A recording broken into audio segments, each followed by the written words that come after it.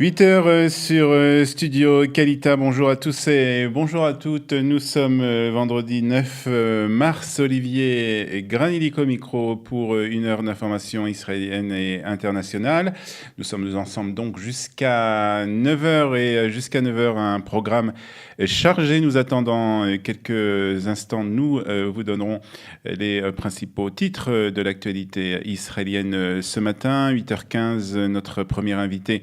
Ce sera le président du BNVCA, Sami Gozlan, qui demande que le caractère antisémite dans l'attaque devant la synagogue de Montmagny soit retenu.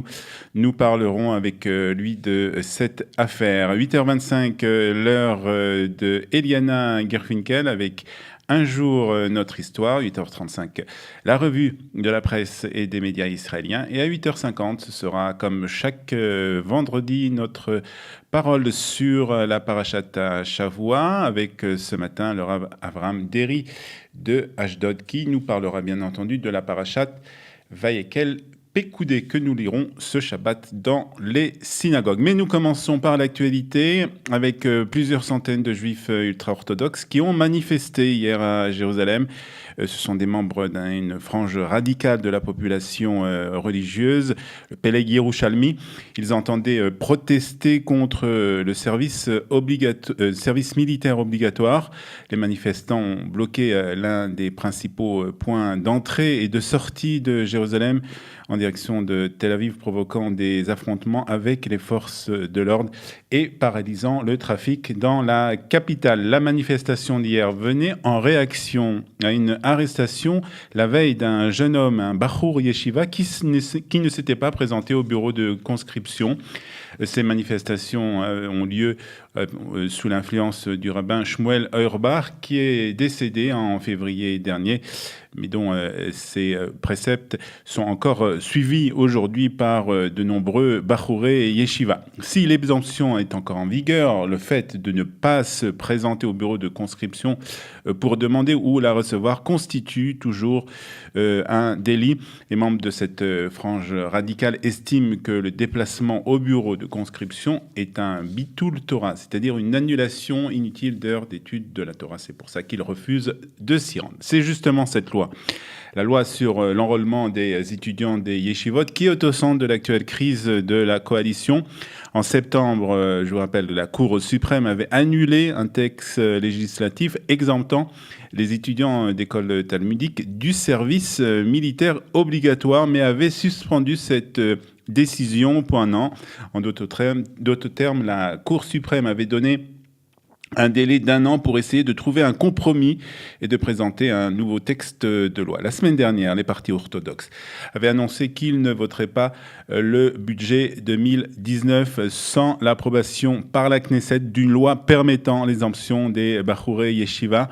Le ministre des Finances a, de son côté, annoncé qu'il démissionnerait du gouvernement si le budget n'était pas voté d'ici la fête de Pessah, menaçant ainsi la stabilité de la coalition de Binyamin Netanyahou. La classe politique attend en fait le retour du Premier ministre des États-Unis qui doit arriver en Israël un peu avant Shabbat. Un député du parti Chasse a déposé, lui, une proposition de loi qui est censée satisfaire les partis orthodoxes ainsi que le ministre de la Défense, Avigdor Lieberman, qui pourrait lever la main en faveur de cette loi, du moins en première lecture, donnant ainsi un sursis supplémentaire à l'actuel gouvernement.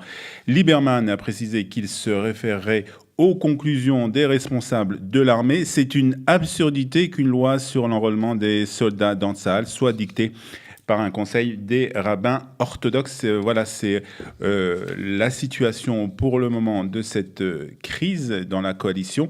Et tous les yeux sont tournés vers Binyamin Netanyahou, qui doit arriver donc peu avant Shabbat et qui prendra sans doute une décision concernant cette crise et la décision peut-être d'anticiper les élections pour le mois de juin prochain. Et hier, le Yediot Ahronot annonçait que Nir Hefetz, le témoin d'État qui avait signé un accord avec la police, avait fait des révélations sur des membres du Likoud, dont 2 ministres impliqués dans une nouvelle affaire de corruption.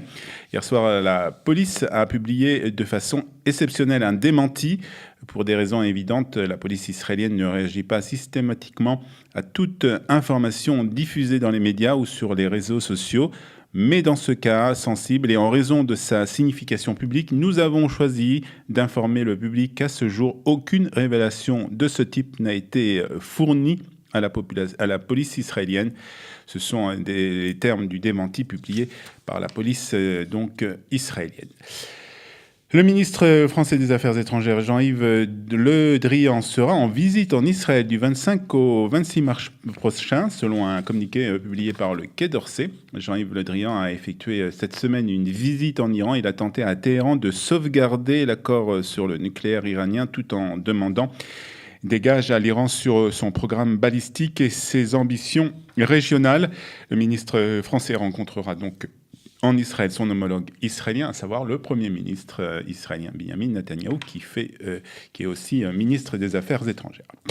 Et justement, Benjamin Netanyahou a hier terminé sa visite aux États-Unis. Il a rencontré Nikki Haley, l'ambassadrice américaine auprès des Nations Unies. Je tiens à dire à quel point nous apprécions le soutien du président et de vous-même dans ces couloirs isolés où Israël est constamment calomnié. Ce n'est pas une bouffée d'air, c'est un tsunami d'air frais, a-t-il déclaré à l'ambassadrice.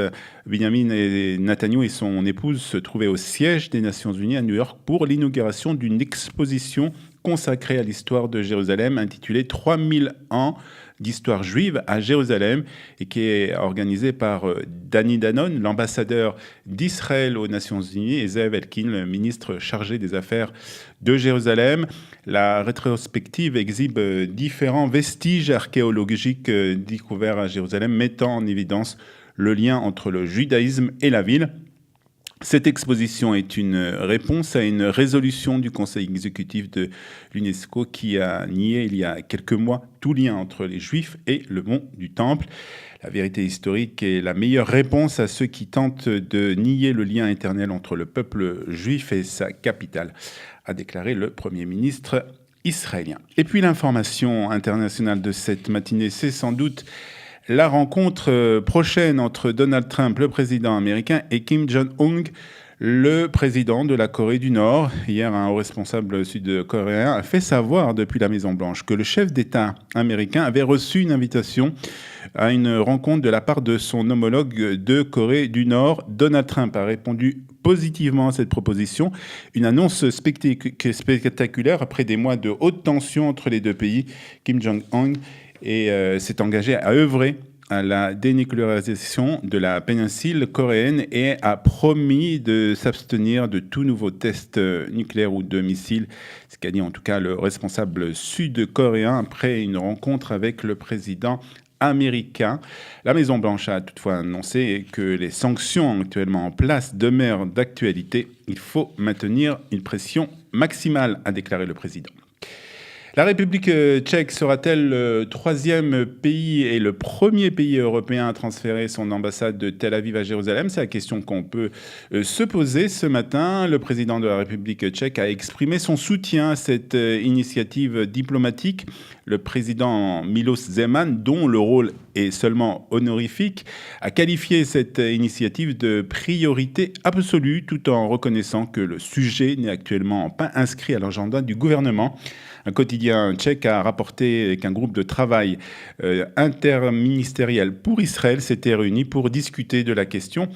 À la fin du mois dernier, le journal a toutefois précisé que le ministère tchèque des Affaires étrangères ne s'était pas prononcé en faveur de cette initiative, insistant sur le fait qu'elle nécessitait des consultations avec d'autres membres de l'Union européenne. Et puis, le départ du marathon de Jérusalem a été donné ce matin à 6h45. Plus de 35 000 coureurs et coureuses participent à cette compétition. Parmi eux, 4 000 venus de l'étranger. Plusieurs centaines de policiers et de gardes-frontières assure la sécurité de cet événement sportif. Plusieurs rues et routes de la capitale ont été fermées pour l'occasion. La police recommande donc d'utiliser les transports en commun ou de réduire ses déplacements dans la ville. Et les marathoniens bénéficieront d'un beau temps pour cette journée puisqu'il fera 16 degrés à Jérusalem avec un beau soleil, 20 à Tel Aviv, 29 à la mer Morte et 31 degrés à Eilat. Voilà, il est 8h et presque 11 minutes sur Studio Kalita. Dans une poignée de secondes, ou après une page de musique plus exactement, nous recevrons notre premier invité. Il s'agira de Samy Gozlan, le président du BNVCA.